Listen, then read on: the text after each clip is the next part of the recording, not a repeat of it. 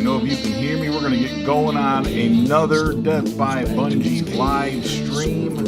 We are live in the Kingdom of Bunjie Crossbow Appreciation Month right here. Here we are, 4:30. I keep switching it up, throwing you a little curveball about the time for these live streams, and I apologize for that. You guys appreciate dependable times for live streams. I'm betting that's, we've all got busy schedules and all that, and I want you to know that I really do appreciate you joining me on this. I think we'll have a lot of fun. We're going to talk about the previous live stream that we did. Normally I do the live streams, they're like Sunday, 7 o'clock, that sort of thing. But during Crossbow Appreciation Month, 31 videos in 31 days, sort of mix them up a little bit. I got them all over the place because there are different topics that come up. Sometimes I don't have enough time to do a full video on it necessarily, and so I do a live stream about it, because it's a topic I want to discuss right now, not later on down the road, not next week.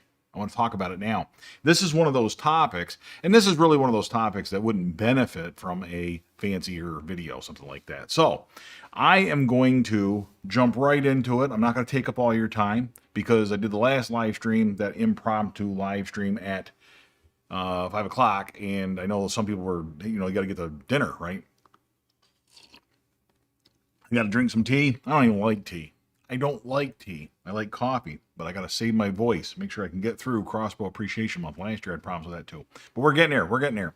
I actually have a fancy setup for this one. We're going to talk about the broadheads. The broadheads that were used during the last live stream where we shot at that tire. Do you remember that? If you haven't seen it, I think I put a link to that video in this description, and you can go look at that test, right? It's got table of contents in the description. So you can open up to the show more or show all, whatever it is, and look at it. And you should be able to click right on different times to look at different broadheads. That's pretty cool. I think it will be pretty neat. So if you want to check out and see what that test was that I'm talking about and what tortured these poor innocent broadheads, if you want to see that, the tire test, you can go check that out. Now that test wasn't as productive as maybe we all hoped. You're shooting at a tire, there are radial, it's a radial tire, there's steel bands in there, and that's really not a great penetration test because you're not going to get pass-throughs on it. You're not going to get any broadhead to go all that far through it because it's hitting those wires. That's kind of a big deal. But we did get some differences, right? And I showed you at the end of that, basically, it was clear cut in terms of penetration. The fixed blade broadhead got like 6 inches of penetration through that tire. Pretty impressive, all things considered. The second in the list was the Swacker, right? the Swacker or Schwacker, whatever it is. Genevieve and I had a little back and forth about the pronunciation of Swacker, and I say it's spelled Swacker, so that's the way I said it, right? I thought that was funny, and I'm glad you guys got a kick out of that too. But that was second. It actually got a couple of inches of penetration on there. That's pretty impressive, really, given the nature of the test. But the difference is, of course, that's a broadhead that goes in, then opens up once it's inside. It doesn't have to open up on contact. It doesn't open up immediately upon hitting the tire or the deer's hide, what have you, the way the other mechanicals did. But you guys had asked, now what about, can we see those broadheads? I want to see what happened to them. So I'm just going to go through them in no particular order. We're going to start off with a winner though, just because it's on top. I've got little paper plates here, and what I did is I set up this fancy second camera. Can you see that? How cool is that? That's pretty neat. And it's out of focus, but watch this. You ready? It's magic, camera magic. As I get it closer to you, it's in focus. So I'll be able to hold these broadheads up, spin them a little bit, talk about them, and I'll be looking at my screen here to make sure it's still in focus, but you will get to see that damage kind of up close in HD. That's pretty fancy. I think it's at least HD. I don't think I'm streaming in 4K or anything like that. But this is the bolt cutter, 150 grain bolt cutter from Excalibur. Now, I had mentioned in the live stream that this is a broadhead that has a soft spot in my heart. And the reason I like this broadhead is because I shot my first and maybe my second deer ever with a crossbow with these broadheads. So back in 2010, I had a good year, got my first deer. It was a buck. My first deer with a crossbow. I shot deer before with a rifle and all that stuff. But you know the deal with that, right? I mean, if it was shot with something other than a crossbow, it doesn't really count. That's a little Death by Bunjie humor, right? I'm a little biased toward the crossbows, only because I've had such a good run with it, and I really appreciate it that much. But if we look at his broadhead, that's why I really like this broadhead. And I certainly am not shaming anybody for using any other weapon. I think it's awesome if you're out there enjoying the outdoors. This is just my preference, the old crossbows. And this broadhead really performed well for me. The problem with this broadhead, I'm going to show you right now. Are you ready? I'm going to show you a secret about this broadhead. That it's not really a secret, but look. That's the problem with this broadhead right there. Right there, you see it? See if I can line it up good. It's kind of small, 1 1/16 inch cutting diameter. So it should come as no surprise, really, that this one, our penetration test, it doesn't have to open up and create greater cutting diameter. It just goes in there and does its job. Does it very, very well, but it doesn't do as big a job. It did take some abuse from the, if you look at those blades, they're pretty chewed up from those tires, the wires and the tire and all that stuff, which is to be expected. That's not necessarily something you'd see on a deer, but you can unscrew this dude right here if you wanted to, if you guys are into this kind of stuff. And you could unscrew that. You can replace blades, buy new blades, put them in there, reuse this chisel tip, reuse the ferrule, reuse the whole shaft, the whole bit, if you wanted to, if that is your ball of wax, right? So there's broadhead number 1 on our little plate. I'm just going to set that aside because we have now accomplished that. And what I'm going to do is I'm going to put it in this little fish oil thing because it's going to be disposed of. And that's why I'm going to throw them away in there so nobody gets hurt. That's a good plan, I think. So Genevieve and I came up with that. This is fish oil pills, right? So let's go. I'm just going to go in no particular order. We're not doing these in any particular order. We are just doing them as in the order of the plates, right? Here is another broadhead that I have a serious soft spot in my heart for. I love this broadhead. This is the dude right here that I have shot more deer with than any other broadhead. And I should say, by way of a disclaimer, that the world has shot more deer with this broadhead than any other broadhead. Not this specific individual broadhead, but this model, this make and model of broadhead is the most popular. It's the winner, right? It is the most popular broadhead sold. More hypodermics kill deer than any other broadhead out there. At least last I checked, I saw statistics on that. This is the crossbow version of it, so take that for what it's worth. It does have the chisel tip, its own little hypodermic style chisel tip. I really like that. It does have the little red cap, which I like because once it's properly installed, I feel confident that thing's going to stay closed in flight. Never had an issue with that. And when it opens up, it's a 2-inch cutting diameter on a 100-grain broadhead. Look at this, though. This, we didn't get, one thing I want to talk about here. These, and this is kind of what was my reaction. Each of these broadheads shot out of a 355 suppressor from Excalibur, Genevieve's Bunjie Jr., right? Bunjie Jr., Death by Bunjie Jr. t-shirts. There's my daughter, Genevieve. You know where Genevieve is right now, why she's not joining us? She's in the backyard shooting Bunjie Jr., getting ready for the meet and greet, making sure she is dialed in a real nice, right? She is just making sure that she's dialed in perfectly out to 30 at least so she can get those good shots, 20, 30 yards. That way we can get this done and get it done with one shot. We're one shot, one kill this year, right? You guys that are joining me for the meet and greet. But if you're interested in the t-shirts, deathbybungie.com, I'll throw that out there just so you know. But this broadhead right here, I really like this, and I do have a soft spot in my heart for this broadhead because these guys, like I said, when I switched to Rage, you kind of see what all the rage is about, right? So to speak. And I know that's a pun, but it is what it is. But this is a pretty sweet broadhead. And it did very well going into the tire. Now, it didn't go through the tire. Penetration suffers. When you've got a 2-inch cutting diameter, naturally you get less penetration than you do with a smaller amount of cutting diameter, right? A smaller, if this broadhead was just this ferrule and just this point, it would probably penetrate better than anything on the planet. But then you put these big old blades on there and try and push them through a deer. It takes a certain amount of energy to push blades that size through an animal. They are pretty much straight. I think this one bent a little bit maybe. Let's see if we can close it up. I don't know. You guys are wondering about how they use. I don't use reuse broadheads anyway, so I really don't care. As long as they do their job, it doesn't really matter to me. There's all kinds of rubber and debris in there, but I think they're closable. I could probably close them. But if you look at them here, we'll get a straight view here. They look pretty straight. This guy, well, yeah, it's reverse on my screen, but one of them looks a little bent. But it's kind of hard for me because I'm looking at it on my computer screen and it's the reverse of what you guys are seeing probably. So anyway, it's not like a mirror. You get used to a mirror and it's not the same as a mirror. But basically it stayed intact and you know, there's your Rage Crossbow Hypodermic. The steel bands, it did hit them because it's chewed up. I can feel the serrated nature of it now where it started chewing it up. So that is the Rage Crossbow Hypodermic. Oh, there it is. And we'll get him, set him aside. Actually, we are going to place him in the pill bottle of doom. How's that? That's pretty good, huh? The pill bottle of doom. So far, all right, you guys, there's a lot of people on here that I recognize. Chris, I really want to thank you, and John also. You guys have been on here the last few times. I've seen you guys an awful lot. Moose Junction Hunter, of course, great to hear from you, as always. I really do appreciate it. Phobiar, we had some commentary last time. Really appreciate the comments you've left me here. You guys in One-Eyed Archer, a local Pennsylvanian, a fellow Pennsylvanian joining me. And I think, you know, okay, hypodermic looks pretty good, he says. One-Eyed Archer's on here with us, and we're going to show a little bit of a treat for him. We're going to show his broadhead. Are you ready? I'm bringing it over here. The moment of truth.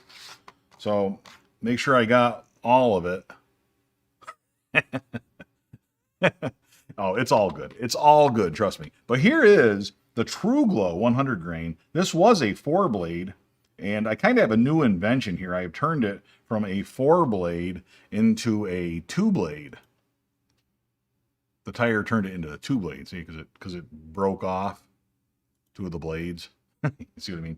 But anyway, and we never found the rest of that guy. I'm pretty sure, I was thinking about this. This one is like reconstructing when an airplane crashes, like you're reconstructing it because we have to go find all the pieces and then sort of map them out and put them together, or like what archaeologists do with dinosaur bones. Like goes over here, and this is one of those or something. I don't know. But anyway, these are 2 little bleeders they put on the front end of it. This is a 100 grain broadhead.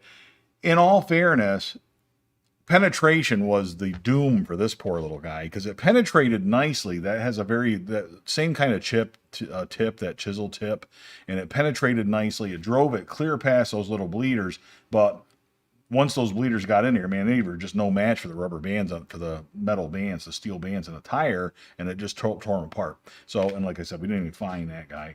But nonetheless, this is the remains of that broadhead. Now, I want to be clear about this, and I should comment on this. I tried to make this point during our live stream, too.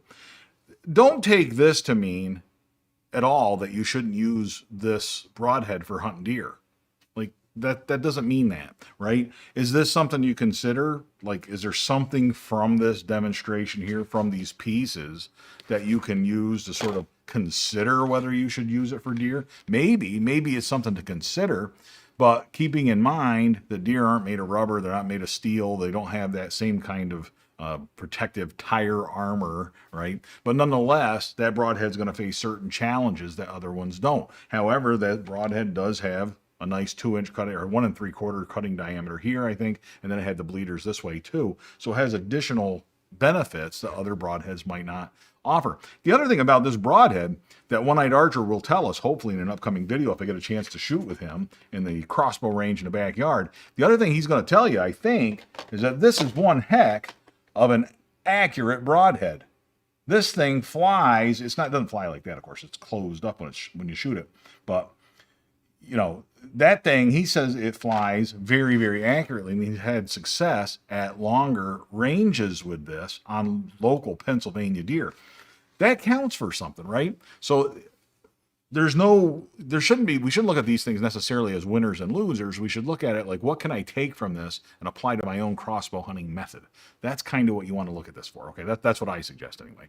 Anybody go watch a video and see penetration tests and say that this broadhead is the best penetrating broadhead, therefore that's the broadhead I'm going to use.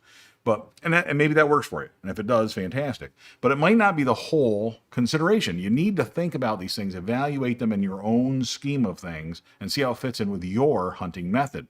Because that broadhead does you no good. It might be the best penetrating broadhead in the world. But if it doesn't shoot accurately out of your crossbow with the arrows that you prefer or the arrows that you can afford or what have you, it doesn't do you any good. Right? It doesn't do you any good. So you got to have the total package. Got to look at all the different factors. Now we're going to place that dude back in here too. So that's the end of that. You break it, you buy it. Yeah, that's pretty funny. When he gave it to me, in all fairness, I didn't think ahead. I was not predicting really how this test would work. Like, I don't think I was real clear about that. I didn't have any good prediction or anything like that. I certainly wasn't accurate in terms of who I thought was going to win the test or whatever, the little experiment that we did. But when he gave me that broadhead, I think the last thing I said to him, he says, if you break it, I got more if you break it or whatever. And I said, oh yeah, I'm going to break it. That's what I told him. And turns out we did, it is what it is. So we're grabbing next guy here. I don't even know which dude this is. Oh, I do now. This is another one I have a soft spot in my heart for, and I feel bad. I feel bad for it because this is not one of my favorite broadheads. I've had I had a package of these that I had some bad experiences with. This is the X-act from Excalibur. This is how I pulled it out of the tire, okay? It did not appear to deploy, which you wouldn't expect that. You would expect that, right? You would expect this guy to have a problem. 1 3/4 cutting diameter, or 1 5/16, something like that. It's not the biggest broadhead in the world. It flew pretty accurately. I won't say it's the most accurate one I've ever tried, because I actually switched away from this in the end because it was not as accurate as others. But this is a broadhead that, for the most part, I'm not going to go back to using this. They make a 150 grain version of this, but I actually broke the steel on this isn't even the highest quality because the vice grips broke this off, pulling it out of the tire. So that I just threw away. I don't have that piece. But the vice grips broke this off. They didn't break off in the tire, didn't break off in the arrow or anything like that. But this is it just felt like the steel or the material was different, right? It didn't feel as, the other ones, I wrestled them right out of I had a heck of a time getting some of these out of there. I wrestled them out and they didn't fall apart on me, right? They didn't break. But this guy, you can see it bent a little bit, right? It's a little bent right here. That's bent. And then it broke off right here. The threads were here, so it's broke off. This one appears to, now when I look at this, you can look at these collars, and I'll get a little pencil here. Maybe that would help us point to it. But if you look at these collars, typically you'll see where when these open up, that little foot right there, right here, right there, that will snap back, open up the blade, and it will leave an impression on this collar so you know if it opened or not. This one, I can see, let me look at it a little closer, but yeah, this kind of looks like it opened. It kind of looks like it did. I'll be darned. I'd have to say this opened somehow. I don't know. It didn't appear to be opened in the videos. We can go back and watch the videos. See that mark right there? That is from that foot snapping onto that. It leaves an impression, right? And if we turn it, you can see another one that kind of lines up with this one, right? That kind of lines up there. So it looks to me, I don't see one here, however. So one of them didn't open up. Probably the guy that broke off didn't open up. But the other ones appears to have opened up. It did not appear. I will say this. Bottom line is 100%. This broadhead did not leave much of a hole in that tire. It didn't look as though it opened up fully or anything like that. But it didn't get enough penetration really to open. So if I go back and look at the video, maybe you see these. If you see these little guys sticking out, depends on what we actually see in the video if we go back and look at it. But if this is actually sticking out, right? If this guy is sticking out of the tire, that means it opened up. And it's very likely, very possible that this, closed up again when I pulled it out of the tire. That is entirely possible. So that is the X-act from Excalibur. That was the remains of that dude. And we're going to recycle that one. That one's going in the garbage. We're going to go right over here to, the next one. I like this one too. This is a fun one. You're going to say, we already saw that one. You're going to say, wow, it's the same as the last one that we saw before that, but it's bigger. And it's kind of true. This is the Trypan. The Rage Trypan. I like, yakking Patton, the Rage in a cage. That's kind of what this guy is too, huh? The Rage, Matthew Linus, why did Rage stop giving us a practice head? I don't know the answer to that, but with the no collars, well, I'll give you my answer to that in just a second here. Let's look at that. In fact, I'll give you my answer now. Before I forget, I will tell you what I think about that, right? Because I actually have a thought on that process, on that. The Rage switched from, if you buy a Rage Crossbow Hypodermic, like I showed you 2 Broadheads ago, if you buy a package of those, it comes with a practice head, right? The Trypans don't come with a practice head. They're a newer style of broadhead. They don't come with a practice head. Then Rage got rid of the hypodermic that I liked with the little collars, and they went to a no-collar version of it, right? I'll switch to that perhaps down the road when that's tried, true, and tested. I'll let everybody else in the world go out there and hunt with it, and then when they're getting good reviews, then I'll use it. For the time being, I'm going to stick with what's worked for me and stick with what a lot of people have used, like the Rage Crossbow Hypodermic. I would stick with that. And, you know, what I hunt with this coming fall, or even 2 days from now at the 3rd ever Death by Bunjie meet and greet, might change, right? We'll see that. We'll cross that bridge when we come to it, and I'll tell you about that when we get there. But I like tried, true, and tested. That's one of the reasons people are asking me why I settled on the 420, the Deathstalker 420. The newer ones, they make newer versions of the Deathstalker, and they make 2 newer versions, at least, of Scorpids, right? There's the Aculeus, and there is the Tremor, right? And there's other stuff, like the LT came out there, Deathstalker LT, whatever it is.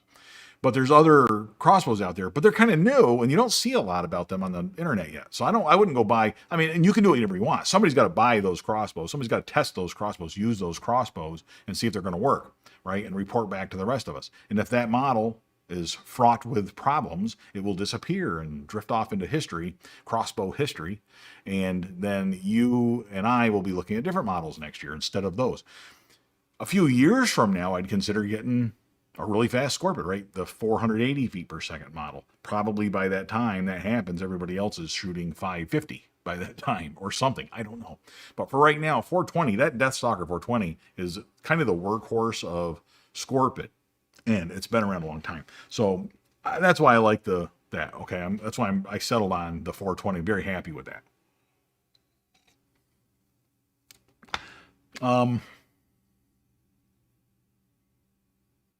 Bear season opens here in just 13 days. Rub it in. That's awesome. That's awesome. But okay, why did Rage stop giving us the practice head, right? If you look across the board, prices of everything in the world are going up. Up, up, up, up, up. We went through the pandemic, and before the pandemic, my lunch when I went to a local restaurant cost this much. Now, the pandemic's over, I'm starting to go back to lunch with other lawyers and stuff or whatever at work. I'm starting to spend more time at lunch, eat now instead of eating at home or whatever. And all of a sudden, it costs this much. All those prices have gone up. Inflation's gone up. The price of gas has gone up. The price of a hotel has gone up. The price of concert tickets has gone up. Food has gone up. Broadheads have gone up in price. In order to keep those prices from going from the $40 that Rage users are content to pay to going to $50, they give you less. Now, Rage has a reputation to protect, and this applies to all of the manufacturers and to other things beyond this, right? They have a reputation to protect. They don't want to skimp on the product, so they just give you less by not giving you the practice head. That's just the way the world works now. Like, if you get a bag of chips, a $3 bag of chips is this big, right? Well, this year, the $3 bag of chips is this big. Instead of charging you $5 for that big bag, now they're charging you $3 for a smaller bag. The prices haven't gone up. It's the same price, but you're just getting less chips. Same thing with ice cream. You used to buy a half-gallon ice cream, and now it's not a half-gallon anymore. It's like 2/3 of a half-gallon. You know what I'm saying? So I'm sorry everything for me comes back to ice cream and chips, but you have what you have. You asked the question, so that's all I got. So I think that's why they're doing it. They're just doing it to save cost, but keep the cost of the consumer to us, the Rage fanatics, the Rageaholics. Keep that cost to us still something that's manageable and in the ballpark of what we are accustomed to paying. It's going to be the same thing with everything. Everything is that way. The prices are just out of control. It's crazy. So let's go back over here on the other camera and let's look at that Rage, shall we? Let's look at that Rage Trypan. This is a 150 grain broadhead. I love these broadheads. I really do. Genevieve's been using these. She shot her first buck last year with these, and you can see it went through, chewed it up nice. This is kind of a good sign. When you see a whole bunch of proof that this went through that tire, that's a sign of getting a lot of penetration. So this chewed up a bunch of stuff. You can also see it's got a lot of tire left on it. Brought tire right home with it. So that would be covered with deer hide and blood and everything else if it were a hunting thing, maybe someday. Dare to dream. But the blades look really intact. It doesn't look bent or anything. Like, it doesn't look too, well, it looks a little warbly here. Maybe that's reflection, I guess. But it does seem to have held up nicely. There's too much tire in there for me. I can't even wiggle these blades, but there's all kinds of tire and debris in there. The tire's heated right up, man. That tire heated right up when these things hit it. But I love the tip on these bad boys. But even that it's got a little burr on it right there, but it doesn't feel like it's bent or anything like that. It's not bent. It's nice and straight. It's not too serrated or anything like that. But you could, you're not going to reuse this broadhead, but you can see that this going through a deer or whatever, you're not going to destroy the broadhead. This is a pretty tough broadhead. Some people were commenting on how the Trypans, they didn't like them. What I like about these two is that this collar only goes on one way. They're single-use collars, but man, they go on one way and kaboom, you're good to go. People were commenting, and I saw a comment that, and I get this, that they had a Trypan that broke apart on them and they didn't like it. But this Trypan, this guy is the 150 grain version. I think this one's made out of steel. I think the 100 grain version is made out of like something else, right? It's not the same material. So that, I believe, is what we're talking about, right? So there. That's how we got it. Looks excellent, no real damage at all. Pretty impressive. I think he's talking about the Trypan. Yeah, that actually, this is a good broadhead. I don't watch Death by Bunjie and really don't watch anybody and say, well, just because he's using that, I'm using that same thing. I don't work that way here on Death by Bunjie. But this, if I had, the Rages, I like the Rages because I've had good performance with them. But that, that went in there nice and, it's still, and also, I don't have that other one. But if you look at the angle on this one too, that angle's a little bit less steep than it is on the Rage, the hypodermic comes out more like this, and it's a lot harder to get that through a deer, I think, than that. So that, I think, actually gives good penetration. Genevieve went through 2 deer last year with hers, no problem at all. So good. It's a good broadhead. So there we go. Inflation phobiarg. Inflation is getting insane. Inflation is the word I was looking for. That whole long-winded spiel you got from me, if I just said inflation, that's the reason they don't use the practice point. That's why. So it's inflation. Very good. Thank you, friends of Bunjie, for setting me straight, keeping me focused here, because I appreciate that. We'll recycle that, dude. Kaboom. There goes that little collar. You can't reuse them anyway. We're down to our last little victim here. I mean, broadhead. So we'll put that on here, and I'm going to get that on. And this one, I'll see if I can wrestle that apart without injuring myself and harming myself. Kaboom. There it is. Do you see what that is? Now, this was our second place finisher, our silver medalist. Beautiful Heartbeat says the food shortage is already in full swing. We're gonna talk about that now. I'm not gonna get sidetracked, right? We'll talk about that and then we'll come back. I am sidetracked, but I'm gonna come back to this last one. The food shortage, number one, all the more reason to be tuning into Death by Bunjie and honing up your broadhead talk, your broadhead skills, honing up your hunting strategies for your crossbow seasons coming up, because we need to put food in the freezer. And that's pretty good stuff. And the fact that I have stuff on the shelves that I canned, and the fact that I have stuff in the freezer, I'm very happy about that right now. I agree 100%. Food shortage is something that's real. The coffee that I drink, even at home, that is not available when I go to the stores now. We were at Walmart 2 weeks ago, and you couldn't buy Philadelphia cream cheese. Why? I don't know. Whatever. I don't know. Nobody knows. It's weird, but there's a lot of weird stuff going on. Let's look at this last dude. Boy, I opened it up while I was talking to you. Took my life into my own hands. This thing is a monster. This is the Swacker, or Swacker, or Swacker, but it is a neat design. I like this concept, and when I first saw these things, I can remember Hank Parker talking about these, and I'm like, I'm not using that. That's a gimmick, because there's lots of, it's not like broadheads are immune to gimmicks.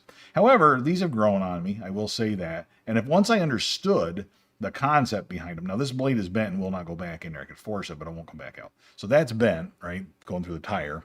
This is as extracted from the tire, but you can see that one's not going in there. But let's just pretend that this is both blades. It goes in there like that, and then when it hits the deer, that little tab pulls out, and this bad boy opens up. But it folds out inside the deer. A neat concept. It's a neat plan. So you got this massive 3-inch cutting diameter, very steep angle, right? That's going to reduce your penetration, but that angle actually cuts the organs of the deer and it is a fresh cut. It's a fresh blade because these blades are closed when it hits the hide. Okay, goes into the deer. The tips of these blades and the blades in themselves, by the time this catches, right? By the time that catches the deer's hide and starts to open those blades, the tips are already inside the deer. So it opens up like this, goes through the deer, and comes out the other side. And hopefully you got enough energy left over with these steep angles to push that out the other side. And if you manage to push that out the other side of a deer or any animal, holy cow, do you have a blood trail? Because this would be on from a tree stand. This would be on the downhill side. Okay, so you got a 1-inch entrance hole and 3-inch exit hole. What did it do on a tire test? Well, it got a lot of rubber on it. You can see it's got all kinds of rubber on it. And one blade bent. This one broke off on the wires, okay, on the tire, on the radials, the steel belts. So, which, again, it is what it is. Would it break off on a deer? I don't know. Parts of it, maybe. I don't know. But this got our second most penetration in the overall test, which makes sense because only this part, it was only this wide going into the tires, and until it penetrated at least and passed and broke that one off and then went through. But we had penetration up to here on the shaft. This was the only one where got a considerable amount of the arrow penetrating through. That was pretty impressive.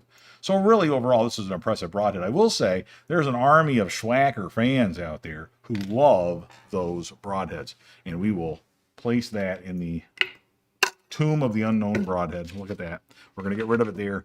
And that, friends of Bunjie, concludes our review of the broadheads. That's pretty fun. I wasn't going to even do that, but then people were asking about it, and I went back and I read the live stream comments, and people were commenting on it. And I thought, let's pull that out of there. Let's go. We got to take them out of the tire anyway. I'm not going to throw it away with all the knives sticking out of it, right? So we went and pulled them all out. But I'm like, yeah, let's pull them out, and we'll go through it and do a little live stream on it. And it turned out pretty nice. That's why I do these impromptu live streams, because that way we got a chance to do this, while it's still relevant and fresh in your minds. Hopefully having lunch with the other lawyers doesn't corrupt you, Rich. So far, so good. I get that, though, yeah. Yeah, I get that. Tried the Sever 2.1, killed but no pass-through. A lot of things go into pass-throughs, but broadhead's a big part of pass-throughs, that's for sure. Resistance is a big part of pass-throughs, and some broadheads create a lot more resistance than others. That's a fact. Two old guys with crossbows. Sorry as I'm late. I love my 125 grain Muzzy Trocar HBX. Muzzy, the company been around a long time. No question about that. That's a good, dependable company. When I talk about tried, true, tested, dependable, that's what you like. A name that you can get behind that's been around a long time. NAP, I like NAP broadheads. I like their designs. I like their reputation. But it always baffled me why they named themselves New Archery Products.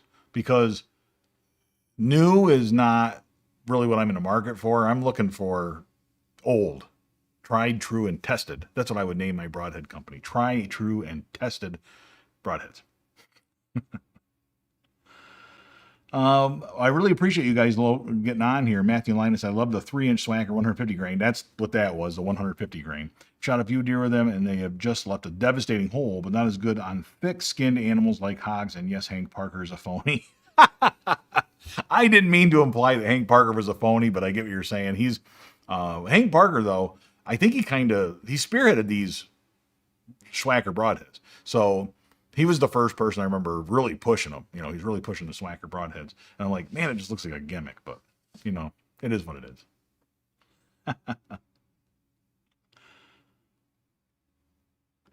Well, thank you very much, you guys. Trying to look down here. Some of these were blocked, and YouTube's kind of funny. It blocks certain things, but and you guys aren't doing anything inappropriate. It's not that at all. Chris Ruza, I think it's Ruza. It's Ruzsa. Chris Ruza. I'm going to say Ruza. Rich, would you say that different styles of hunting would determine what head you should use? 100%. I believe that 100%. Different styles of hunting. If you are traditional versus compound versus crossbow, those are different things that require different things, in my opinion. If you're a traditional guy, obviously you don't hunt with mechanicals, right? That's not your thing. More so. with crossbows, I've done videos on this, but I really like the mechanicals. I like stuff that flies. I like it plug and play, man. I want to spend my time worrying about making a good shot and finding deer and scouting and setting up food plots and mock scrapes and all that fun stuff and getting that kind of, that's what's going to lead me to success. I don't like to tune arrows or broadheads or any of that business. I'm not going to do that. So I need a mechanical that plug and play. I screw it on and it is the same as my field points. And generally speaking, the Rage Crossbow Hypodermic has done that for me with really good arrows, especially. I don't have any concerns about that. The Rage Trypan, same thing for me. May not be the same for everybody, right? But when you go back to different hunting styles, it depends on what you're hunting, right? You might want to consider you might want to go to a fixed blade if you're shooting up close and personal on wild hogs versus shooting deer at a distance or whatever. I mean, those different hunting styles, that means everything. And that's why I was saying you need to sort of look at all of the material out there. And it's easy enough to disagree with people when you watch one of their videos, but try and find the common ground. What is this person saying that I can sort of interpret that would help me in the way that I see the world, the way I see my crossbow hunting method? What is that person saying that applies for me that I can take it as a positive, right? Instead of it being an automatic negative or something I disagree with. I'm not into the heavy arrows so much. It's not my thing, but I definitely understand their value. Right? I experimented with that last year with Crossbow Appreciation Month. Go look at all those videos. I learned a lot from that. It didn't end up with me shooting heavier arrows necessarily, but it left me with understanding momentum a lot better, understanding the numbers of what I'm getting, what are good numbers versus less good numbers. Most numbers with modern crossbows are pretty good, but you can make them a little bit better. And there's certain things that can do that. So different broadheads for different folks, 100% different hunting styles. Absolutely. A 150 grain on a 370 grain arrow is a deadly whitetail machine. Might not be your elk arrow, might not be your moose arrow. That broadhead may not be appropriate for those animals, but it might be. It might be if you understand the momentum and the numbers and everything else. So yeah, I think that's important stuff. That's a really good point. Thank you for that, Chris. I do appreciate it. 100%. That's a good point. What are your thoughts on cut length versus cut diameter? Wouldn't cutting surface area be a better method? I'm not sold on that. Some people do like that. You'll see the smaller broadheads. The manufacturers will brag about the amount of cutting surface that they have. And I don't like that. I want 2 blades and I want 2 really big blades. That's the perfect broadhead design for me. And I want a crossbow that's going to put both of those blades all the way through the deer in one side and out the other, right? Not end to end, but side to side. I want to pass through with 2 big blades. That's me. You can envision if I had a broadhead, right? What's going to kill a deer better? I'm going to try and be accurate here. I'll draw on it with a marker. But what's going to be better going through the lungs? That, right? Let's just say that's a 2-inch cut going through the lungs. Or this, right? That right there. That probably, if we measured it all up, has the same amount of surface cuts. They're the same, right? Maybe this one have to be a little bit bigger, but they're the same. But that's not going to do as much damage. That's where you want the damage. It'll cut it in half. It'll cut the deer in half. That's me. So that's my thinking on that. I don't want a whole bunch of little blades. I want just a couple of big ones. There's also, if you look at the Dr. Ashby stuff where he talks about, 2 blades, there's an advantage to 2 blades versus like 3 blades. 3 blades, they're kind of working against each other a little bit, whereas with 2 blades, they aren't working against each other. That's Dr. Ashby's theory on that and why they like the 2 blade, the single bevel, or double bevel. You know what I'm talking about, the dagger style, right? So that's a different sort of thing. And I kind of like a 2 blade. It just makes sense to me. There's a million studies going different ways, but that's just my thinking.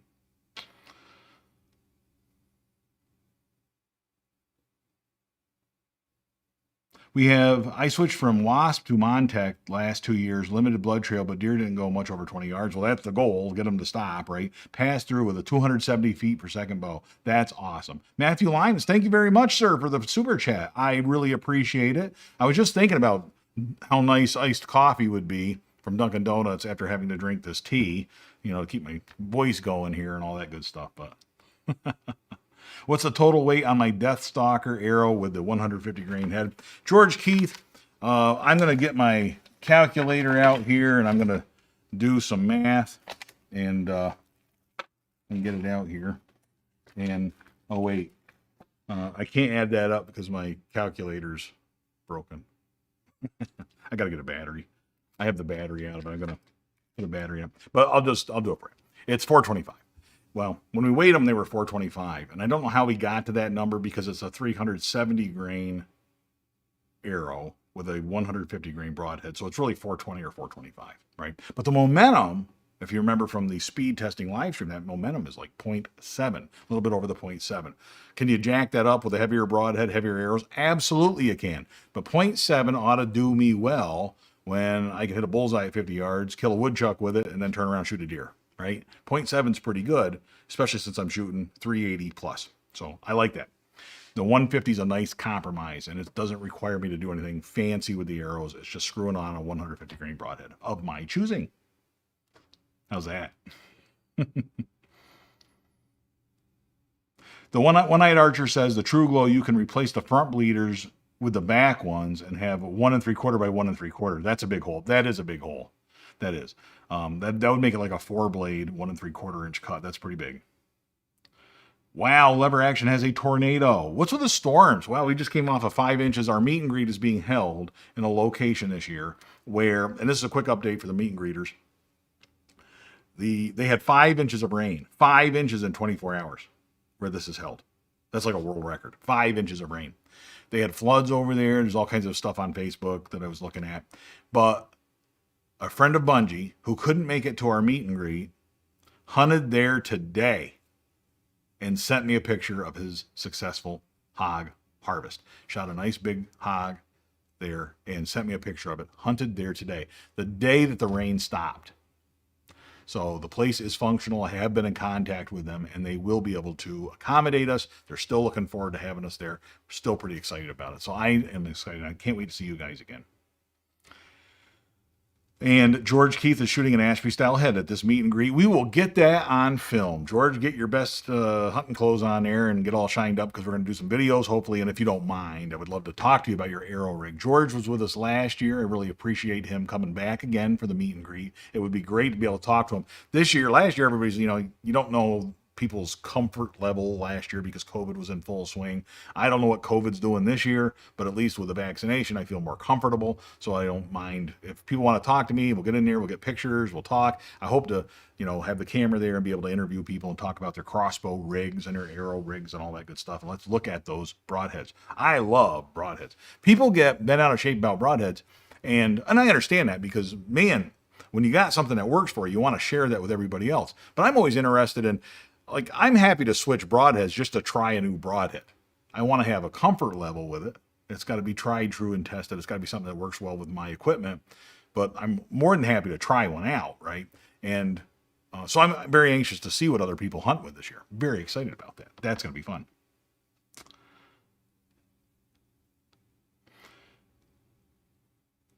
A 2-inch 4-blade is an 8-inch cut. A single blade is a 2-inch cut. 4-blade wins. Well, Lever Action, here's the problem. What if it's an 8-blade and they're all 1 inches, right? Then we're back to this. So it can't be that simple because this isn't enough.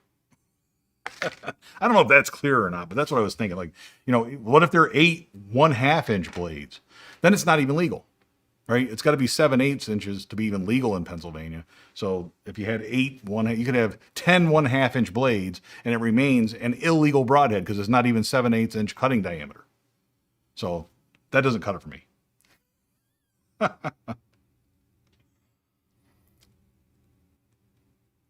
Yeah, we got canceled. Oh man, Tompkins campground canceled reservations due to flooding. Tompkins, and if you look up in Steuben County, New York, it was awful. We were lucky here; it did not get as bad as what I was worried about. So, but they assure me at Tioga they're going to be good to go. Good to go. Have I considered shooting something other than a hog at Tioga? Yes, I have. And in fact, I am going to at some point. In fact, I almost set up a different animal this year. I've kind of relented and changed my mind, and we've got something else chosen this year. But I do intend to go back and look at something other than hogs. I got that new smoker, though, that you guys, if you're on our Facebook page, I got a Pit Boss smoker. And I'm telling you, you can't have enough, like, pork loin and pork shoulders and stuff like that. Got plenty of that stuff. It's awesome to be able to put that out there and work that stuff in the smoker and experiment with different stuff. It's been great. So yes, down the road I will be doing that though. The neat thing about these places is there's no end of what your options are. I really like that. Love to see you try Grim Reaper Pro Series heads. Love the channel. One bird, two wings. I like the Grim Reapers. I like the name. I like the style. I like their fold down, the big broadhead, cutting diameter, everything else. For years I've liked those. Yep. Oh, and thank you, Lever Action, for the super chat. Yep. Look forward to going back and watch all of it. I hope you get a chance to. I've experimented with these time frames, for these different things, and it really have to work around the schedule, work around the rain. For this one, Genevieve, I think I mentioned this earlier, she is actually in the backyard right now shooting, and I want to join her before, well, it's not, I'm going to eat dinner before I go out. I'm going to shoot when it gets a little cooler, but we finally got the sun back at the end of the storms and everything, so it is what it is.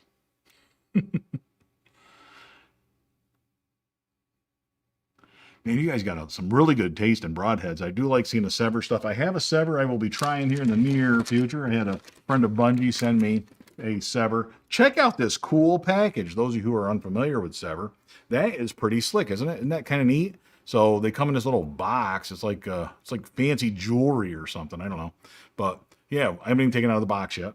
Gonna wait and do that in a live stream or something, and we'll make a video out of that. That's gonna be fun. So I really appreciate that stuff. You guys sending that stuff in here to get those checking out.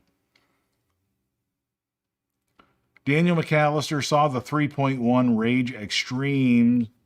That's what I'm doing this year. If you're telling me that Rage is making, is that 3 inches?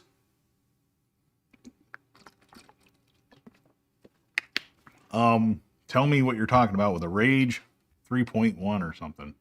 That's pretty extreme.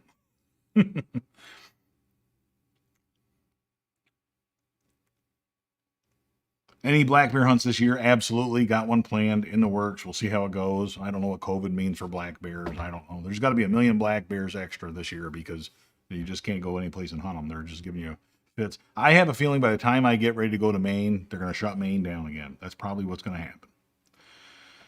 But yes, I will be hunting bears every year until I get bears, and then I'm going to continue to hunt bears. That's what I'm going to do. I'm pretty excited about bears. I'm pretty set on hunting bears with a crossbow. That's a fact. Well, good luck, Frederick Beerweiler, with the tropical storm, whatever it is these days. Thank you very much, you guys, for joining on here. And I will go back through and read the comments if I missed any, but I really appreciate you guys joining me. And I'm going to wrap this up because I want to get out there, make sure I got some evening left, rest my voice a little bit, get out there and shoot a little bit in the backyard. Hope you get a chance to do some shooting as well. And I hope your broadheads fare better than ours, right? So thank you very much for joining me. Again, thank you guys for the super chats. I really appreciate it. I'm certainly not asking for that kind of stuff, but man, it does. It just is such a nice gesture. Like I don't know what to say. I'm just, other than thank you. Thank you very much. I look forward to an update tomorrow. There will be probably a video coming, but some live streams coming this weekend. To the extent that I can find internet access and do those live streams, I will be sharing as much of the meet and greet with you as I can. Even if it's just pictures on Facebook, there's going to be something. Maybe we'll do a post on YouTube that'll come up in your subscription feed. And if there are videos that I can share, I certainly will do so if I can get any internet access and do that.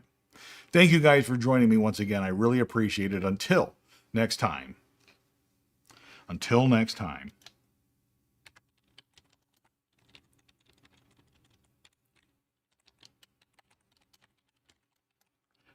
Boom, there it is. Thanks, you guys. I really appreciate it. Thanks a lot.